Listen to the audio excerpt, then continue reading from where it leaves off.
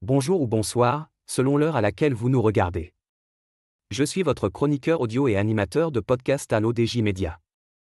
Aujourd'hui, je vous lis fidèlement la chronique de Mohamed Aïb El Hassan, plongé au cœur des dynasties industrielles, où l'héritage façonne la gouvernance, la fiscalité et la confiance du marché. Les empires industriels aiment la continuité.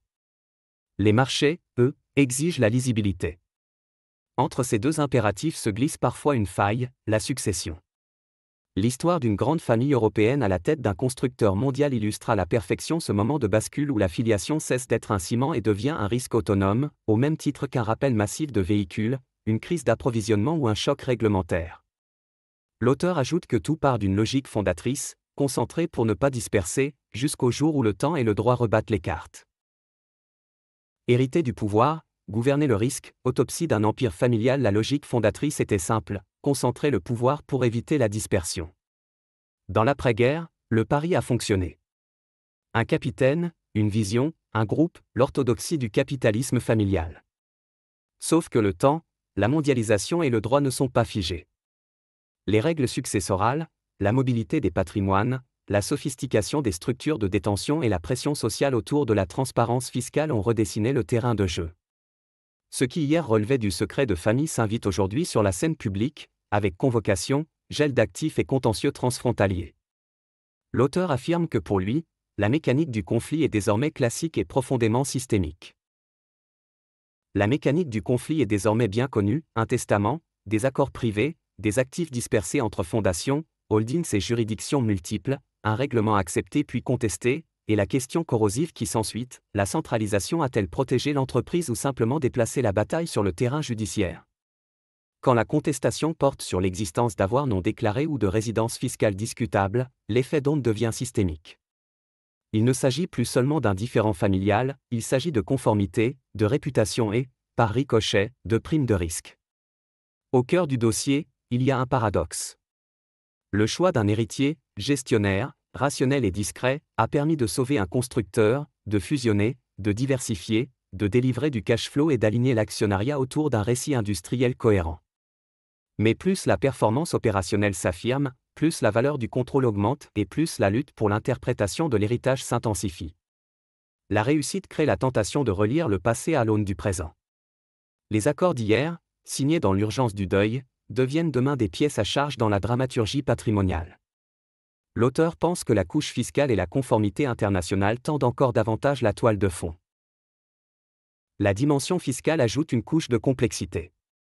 Les familles globales arbitrent entre juridictions, les États répliquent par la coopération administrative et le durcissement des contrôles.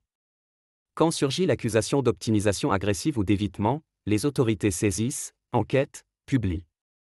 Le cours d'une action n'a pas besoin d'être directement affecté pour que la gouvernance soit interrogée, comités indépendants, politique de compliance, cartographie des risques non opérationnels. Les investisseurs institutionnels, qui tolèrent l'actionnariat de contrôle au nom de la stabilité, acceptent moins volontiers l'opacité successorale. Le prix de la filiation, succession, fiscalité et contrôle dans une multinationale. La vraie question est celle de la résilience de gouvernance.